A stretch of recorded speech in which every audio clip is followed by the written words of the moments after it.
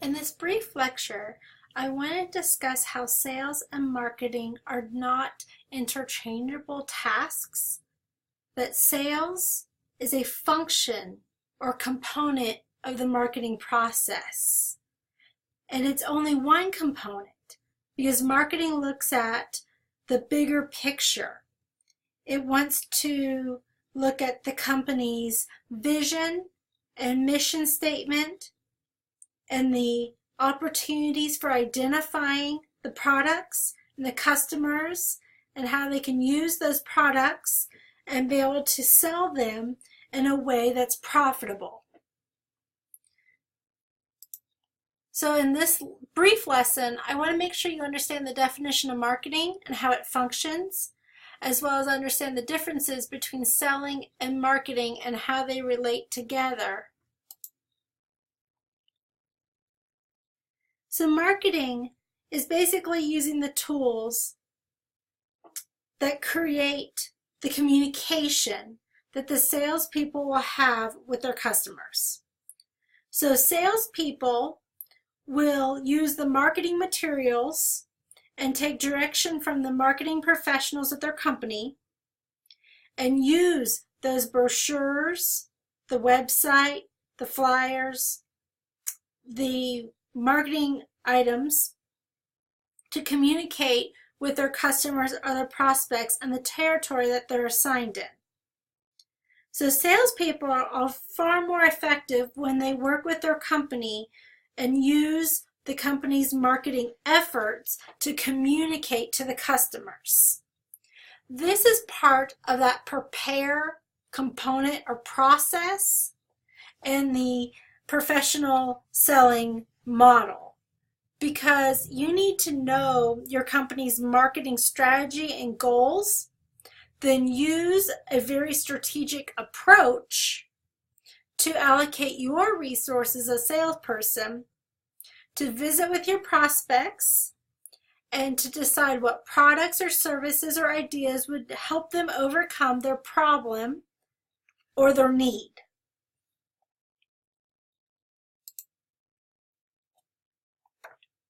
So what's marketing? Marketing is a system that companies use to identify and satisfy customers' needs and their wants in a profitable manner. So you would need to successfully identify who the customers are for the company, what are the customers' needs and wants, and how can that company's products, services, or ideas meet the customer's needs and wants? And then to continuously satisfy them through good service and make a profit because you want to stay in business. Marketing is considered this long-term process, and you have to satisfy the needs and wants of the customers. So the first thing you do is segment your customers and find out the type of products the customers use and the services that they want and where their needs are and what's challenging to them. And you learn about your customers' demographics, their socio-demographics, their farming backgrounds, their business needs, and you can divide these customers out into different categories. And you want to target specific groups of customers or segments that are most likely to buy your company's products or services. That way you spend your effort for the company in a profitable manner and not waste time identifying people and targeting people who won't use your product or have a need for your product. And we'll talk a little bit about how you segment your customers in future lectures. Sales is actually considered both a long-term and a short-term practice because you have a segment of customers and you are going to build this relationship with them in professional sales. And you really want them to be able to trust you and have that relationship so that you can continuously sell them products. But you're not looking at all of your customers as a segment. You're going to each one separately, and you're learning about what their use is for a product or service, what their challenges are, what their needs are for assistance. Find out about that customer's life and business, and then propose a solution that will overcome their problem or help them do something better. The marketing process is an effort to make sure that you have outcomes that are going to result in revenue or profit. And when you want to satisfy customers' needs and wants, that can be a very expensive outcome for a company. So you want to make sure that you know your company's vision and mission, that you conduct a market analysis, that you write smart marketing objectives that you can measure to know what you've done successfully. You're going to learn to target and segment customers, and then how to use the market mix strategies to identify the products, the price of those products, how you'll distribute them, and how you're going to promote those products or services to your customers using salespeople. You'll learn a little bit about action plans and how you can measure the results of your sales to say what impact you have or the outcome that you have. And what we're going to focus on in this lesson is on the market analysis. Other lectures will cover marketing objectives, segmentation and targeting, marketing mix strategies, action plans, and measuring the results or customer satisfaction with your products. So the market analysis is also referred to as a SWOT analysis, because your company is going to look at the internal strengths and weaknesses and what it does well and what could it not improve on, where are the weaknesses of that company, as well as the external analysis. And with the external analysis, you look for opportunities for growth and the threats to the company's success. And together, when you look at the strengths and weaknesses internally and the opportunities and threats in regards to the outside external factors, that's referred to as a SWOT analysis or a market analysis. And we're going to break down this market analysis into the external analysis and the internal analysis. So for the external analysis, your company's opportunities and its threats are going to be identified through various factors. You're going to want to look at the economic situation, the social demographics and trends, the political regulatory changes and trends, the impact of technology, and the competitor's activity. And we're going to break down each one of these components right now. So for economic situation, the economy always impacts your market because customers own and operate businesses. They have to survive economically. They need to make wise decisions on what products and services to purchase. And as a salesperson, you have to understand the economic situation and how it impacts the services and products you sell to your customers.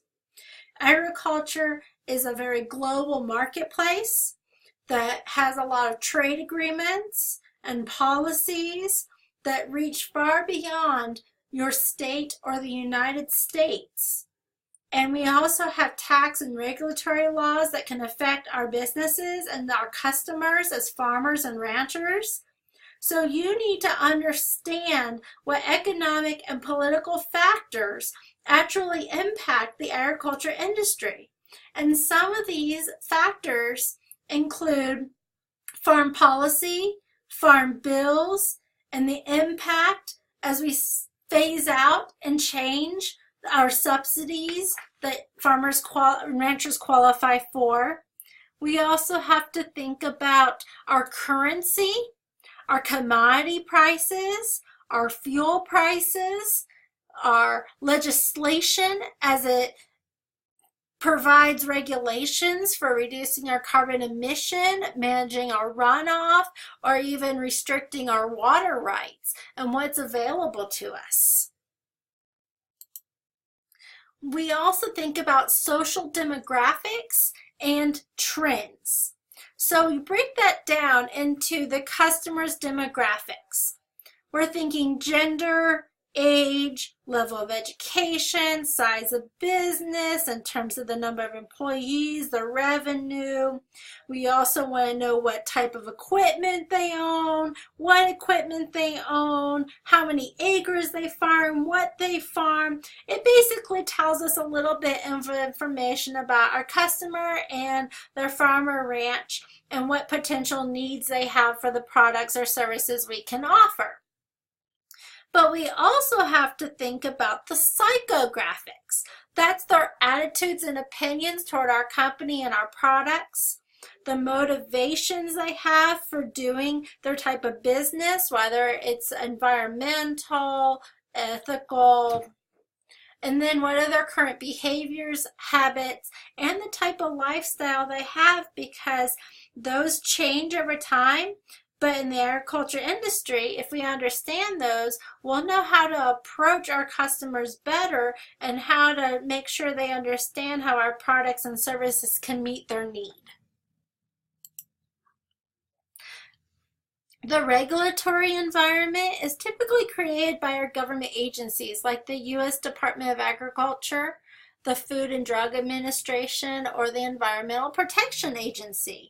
So we need to know what regulations they have that would impact our customers and the types of products and services we can sell, because we might have to think about our tractors when it comes down to carbon emissions, or the type of irrigation systems we use as we restrict our water rights and water usage. But usually increased regulation means that we're going to have to, as salespeople, do a better job recording, record keeping, monitoring, and knowing these things, and know that it's going to impact the cost of our products and probably make them more expensive for our customers to afford. Impactive Technology has been absolutely amazing. We have more communication tools available to help us reach out to our customers, whether that's through websites, emails, text messaging, cell phones, or social media, because we can interact with each other as salespeople internally, but we can also do a better job communicating to our customers, because they're also using these technologies to be more efficient and knowledgeable about what the industry is doing in agriculture. But with product development, we also have amazing scientific endeavors happening in biotechnology that's evolving the types of corn hybrids and cotton hybrids and technology that we're able to sell in the agriculture industry. We're improving the genetic traits of our farm animals. We're finding new drugs that we can use. It's pretty amazing with what we can do. With product automation, we're actually able to lower production costs and make things safer for our workers. But in mind, we have to think about the types of equipment we sell and know that our auto steer on tractors might reduce the amount of labor that's required, and how automated animal feeding systems reduce the labor. And if we know that, that's the kind of marketing information we can use to help promote our products to our customers. We also need to think about the logistics and how can we deliver products, and then the knowledge systems, where knowledge is stored and how is it used, We have a lot of cool cloud devices that we can store information and make knowledge more readily available through websites and databases. And that's something that some of the companies like John Deere are taking advantage of as a service to farmers so that they can have access to information and the knowledge of their company and the product that they're using on a regular basis. We also have to think about our competition. Our competition shapes the way that we communicate about our products and the development and approach that we take to our customers. We want to know what our advantages are over our product compared to the others, if any. And if they're similar, what kind of services can we offer, either as the individual or through the company, that would entice customers to work with us rather than our competition? In terms of the internal analysis, we actually look at the company. So you're no longer thinking about the outside factors. Now you're thinking about the company's strengths and its weaknesses. And so with a company, we want to think about what things are we doing well that are really good, that will help achieve our marketing goals. And with our weaknesses, what could we do better? Or what are we not doing as well that could prevent us from doing a good job with marketing our products? So to identify our strengths, you might want to think about what the organization does to make it competitive and have it stand out from its competitors, or what it does better than other organizations. In terms of weaknesses, what could we improve? What should our organization avoid doing because we won't do it as well as our competitors? And what are others likely to see as some of our weaknesses?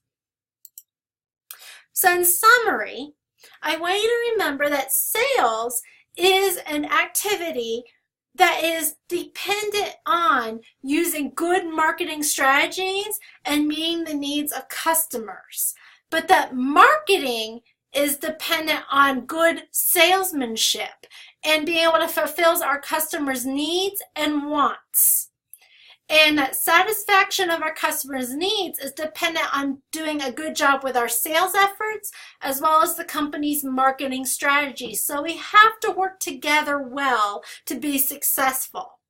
And our marketers accomplish their mission and their vision through a good market analysis, looking at the internal and external environments, and by making sure we select good products and services that can be distributed to the right customers so that we can be profitable in the end. So remember, salespeople are just one component of marketing, and that we got to work together and use the company's marketing strategies or plan to be consistent and to be more successful. If you have any questions or comments, email me through Canvas inbox. Thanks.